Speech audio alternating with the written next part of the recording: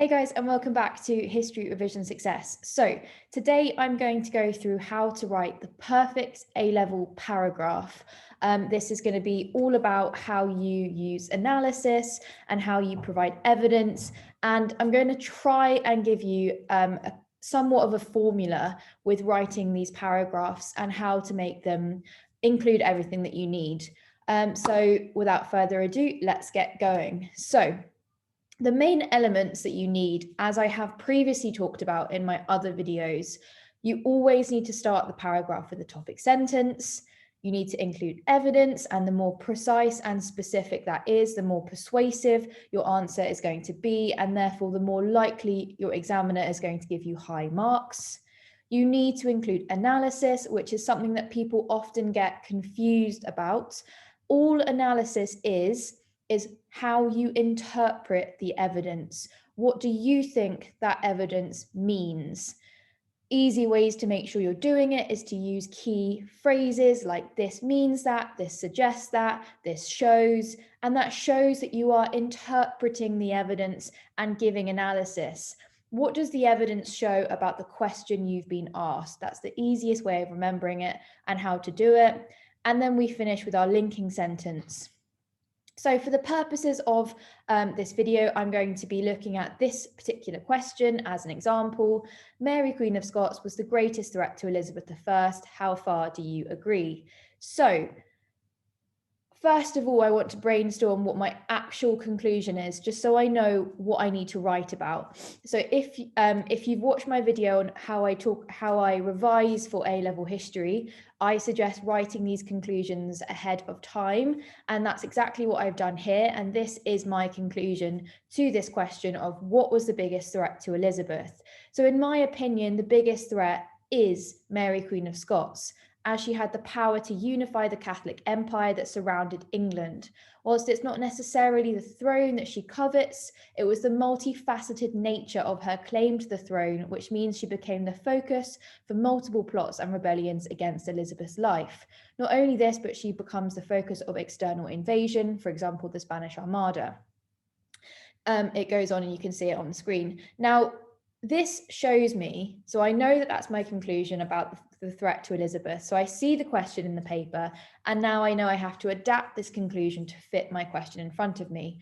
Now, actually, I've been given the topic, which is my answer. So while I am going to open with my paragraph on Mary, Queen of Scots, because that is my overarching question that I've been asked. And if you've watched the video on structure, you'll know that we always want to start with the factor in the question.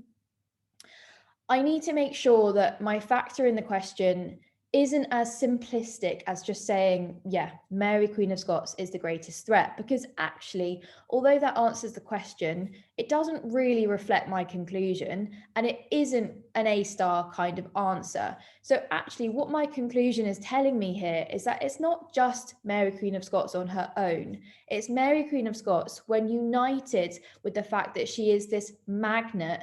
As Bindoff writes, she is a magnet for Catholic people, Catholic claimants, Catholic foreign powers, and she's a magnet for all of those discontented Catholics, not only in England, but also in Europe. So I'm going to start by talking about why Mary, Queen of Scots was a threat. I'm going to make sure that at the end of that paragraph, or I could write a very small secondary paragraph that kind of incorporates, we're still in paragraph 1 really, and it can be an extended paragraph, or it could be 2 smaller ones. But I'm going to make sure I also talk about why she wasn't a threat by herself, because that really shows I'm addressing the question and it makes my argument fluid.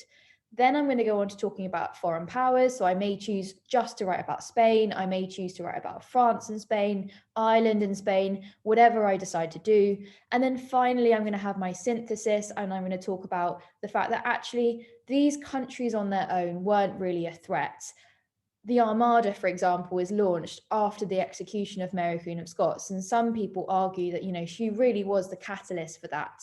And that actually the only times that foreign powers truly threaten Elizabeth is when they unite with Mary, or at least Mary as a figurehead. So there we go. Following my structure I talk about in my other video on structure, we've got for the statement, against the statement, and my nuance. So I'm going to focus on that paragraph 1 in order to show you how to actually go about writing the paragraph. So I want to start with my topic sentence. Now, my topic sentence needs to refer to the question directly. It needs to summarize what this paragraph is saying. So Mary was a significant threat to Elizabeth for the duration of her reign. That's true. It answers the question. It reflects what this paragraph is going to talk about. Then I need my linking sentence. Therefore, there are obvious signs she was threatening to both Elizabeth and the crown, as she showed connotations of both coveting the crown and being a dynastic and legitimate alternative. Now, that is a linking sentence, but it's also got a bit of analysis in there as well. And when I show you this whole paragraph, you'll understand why I've woven together my analysis and my linking sentence just to make the answer more fluid and a little bit more sophisticated. What you could have done instead is have the analysis bit first. For example, you could say something like this shows that she coveted the crown and was a dynastic and legitimate alternative to Elizabeth. Therefore, she clearly was a threat, as a separate sentence. What I've done is I've simply woven the two together just to make that a little bit more sophisticated.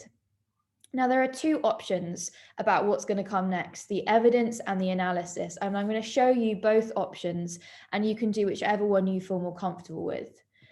The first option is that we're going to, well, before we get into the two options, I'm going to just brainstorm my points.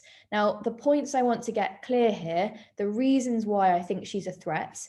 Firstly, her dynastic position, her family heritage, her legitimacy to the throne. And secondly, the fact that she does show some signs of desiring the throne herself. They're my points. I can make them my analysis because I need to find evidence that proves this. So they are really the kind of oomph things that I want to show the examiner I'm interpreting and I'm proving to show she's a threat. Now, the first option with how you go about doing this is that you have these as mini points and you put the evidence underneath them to prove them. So as you see what I've done here, I've followed my topic sentence by saying, firstly, her dynastic position meant she was always regarded as an alternative monarch. Now that is a mini point. It's also some analysis. Mary's grandmother was Henry VIII's older sister, Margaret Tudor, and many regarded her as the legitimate heir, most notably if they did not agree with Henry's divorce to Catherine of Aragon. So what I'm saying there is that actually people who did not agree with the marriage between Henry VIII and Anne Boleyn don't see Elizabeth as legitimate. They see her as a bastard. Her parents were not legally married. And then with all the, everything that unfolds afterwards, the execution of Anne Boleyn, the act of succession that Henry writes where he delegitimizes, is that a word?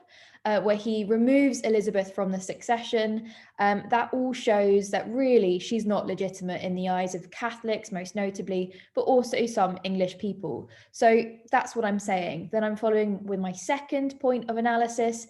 In addition, Mary showed signs of desiring the throne. And then I'm giving evidence. For example, she added Queen of England and Ireland to her titles and quartered the arms of England on her heraldic devices. She even went as far as to marry an English nobleman, Lord Darnley, with his own claim to the succession. And then I follow with my final linking sentence. Now, you should see how I've then woven that final piece of analysis into that linking sentence. And that's one option. Now, the other option is you use exactly the same information, you just rotate it. So as you can see, we're going straight in with our evidence, and then we're following it with analysis. Same topic sentence. For example, Mary's grandmother was Henry VIII's older sister, Margaret Tudor, and many regarded her as the legitimate heir, most notably if they did not agree with Henry's divorce to Catherine of Aragon. Therefore, this shows that her dynastic position meant she was always regarded as an alternative monarch. I think this one is a little bit more tick box. It shows to the examiner you're doing point, evidence, explanation / analysis. I think arguably the first one can sometimes sound more fluid, but either way you're doing the skills. So it doesn't matter which way you choose to do it. Now, what I think you need to do, particularly in this instance, is before we move on to look at our second main paragraph on Spain, is we do need to address why we're not arguing Mary is the sole greatest threat, because our question wants to know, was she the greatest threat? Our conclusion is elevating that and saying she is the greatest threat, but only in certain circumstances and only when united with everybody who uses her as a figurehead. So before we move on, I'm going to do another mini paragraph. And I'm going to do my topic sentence and my linking sentence again. So I've got, on the other hand, Mary on her own was not the greatest threat, as she showed many signs of wishing to retain the status quo. And as you can see, I have embedded the quotation in my topic sentence there. And linking sentence, this shows that despite the potential Mary had to threaten Elizabeth, she never posed a significant threat on her own. And if I listed my topic sentence, my linking sentence, my topic sentence, my linking sentence, that would all flow and make sense. Mary was a significant threat. She was a significant threat, but she wasn't the greatest threat. She wasn't the greatest threat on her own. It all flows like a fluid argument. So again, I'm going to list out my points that I want to make. She showed many signs of wishing to retain the status quo, and there is no real evidence of her involvement in any of the plots against Elizabeth, apart from Babington, which is the moment she has her downfall.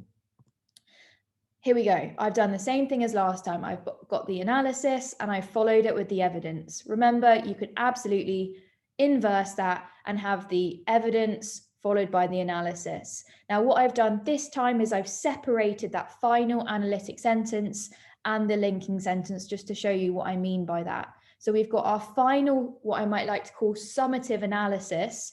While she clearly wanted to be recognised as Elizabeth's heir and in her rightful position as the Scottish Queen, she did not want to replace Elizabeth prematurely. And I have got to that point by interpreting all of the evidence in this paragraph. Then I follow it with my linking sentence. And there's my second mini paragraph. Now, what you can even do is put those two together. And I've got that sentence in the middle there in pink, which is somewhat analysis, but also a bridging sentence taking us from the positives into the critique section of the paragraph. Now, if this was me as marking this essay, I don't think I'd really, mark this any differently based on whether you had this as one longer paragraph or two separate paragraphs. I think that it works equally well in both instances. Hopefully that's made it clear. What I'm going to do now is give you as good as I possibly can kind of framework to apply. So we always sandwich the paragraph with topic sentence and linking sentence. Then we want to have our analysis and our evidence. So you either have a mini point of analysis followed by evidence, or you inverse it and have your evidence followed by analysis. We really want another one as well, just to make the paragraph really persuasive. And I think you should always try to finish the paragraph with a summative analytic sentence, a really clear, I am doing analysis here. What I've taken from all of this evidence is that it means this. And sometimes you can also intertwine that with your linking sentence.